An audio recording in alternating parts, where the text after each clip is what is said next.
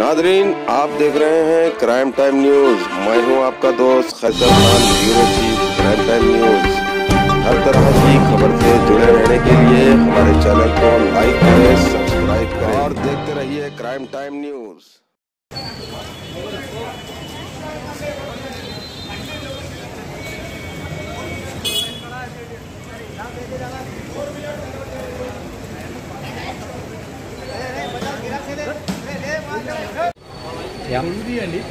Thank you.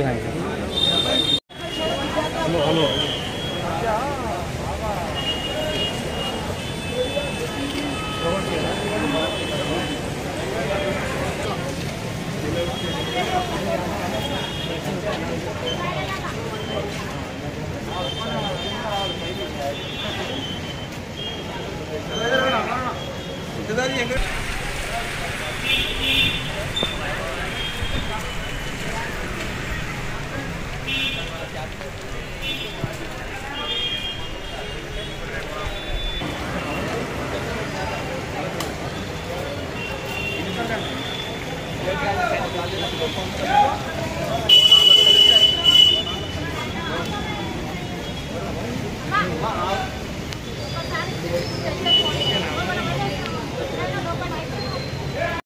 And Harish Rao గారు meeting జరిగింది సెక్రటేరియట్లో. ఆ మీటింగ్లో హరీష్ రావు గారు అష్యూరెన్స్ ఇచ్చారు, అఫిడవిట్ 1 వీక్లో మేము మా గవర్నమెంట్ సైడ్ నుంచి కోర్టుకి సబ్మిట్ చేస్తామని. కానీ ఇప్పటికీ 15 డేస్ అవుతుంది. ఎటువంటి అఫీషియల్ ఇన్ఫర్మేషన్ కోర్టుకి అఫిడవిట్ సబ్మిట్ చేసినట్టు ఎటువంటి అఫీషియల్ ఇన్ఫర్మేషన్ మాకు రాలేదు.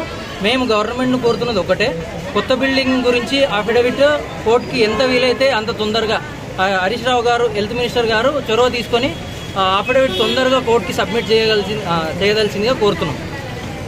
కొత్త భవనం కావాలని చెప్పేసి 2010 నుంచి చర్చలు జరుగుతూనే ఉన్నాయి.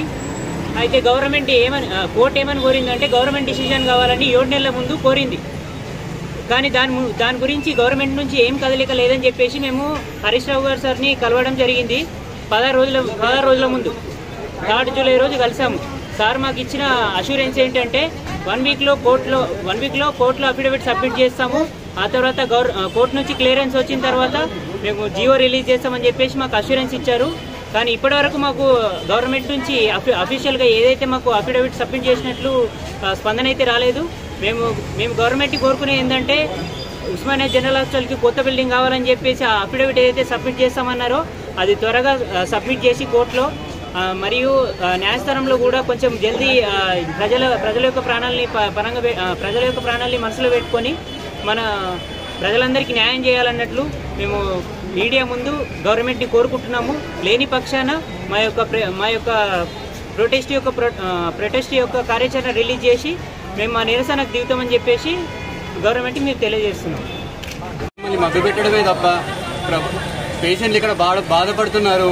ఈ ప్రాబ్లం అనేది ఈరోజు నిన్న మొన్నటిది కాదండి, 10 సంవత్సరాల నుంచి వెంటబడుతున్నాం. సీఎం కేసీఆర్ సార్ 2015లో ఏప్రిల్ 8 ఆ రోజు ఇక్కడికి వచ్చి ఆయన చూశారు హాస్పిటల్ పరిస్థితి చాలా అధ్వానంగా ఉంది, మనకు కొత్త హాస్పిటల్ కావాలి అని ఆ రోజు సంకల్పించారు. కానీ ఈనాటి వారికి ఆ రోజు ఆయన 20 అవర్స్ కావాలి ఇస్తామని చెప్పారు. ఈ రోజు వరకు మనకు ఎలాంటి ప్రాసెస్ అనేది ముందుకు జరగట్లేదండి. ఒక్కసారి మీరు వెళ్ళి చూడొచ్చు, పైన వార్డ్స్లో సుమారు 30-40 మంది ఫ్లోర్ల మీద బెడ్స్ ఖాళీ లేక ఫ్లోర్ల మీద ట్రీట్ చేస్తున్నామండి.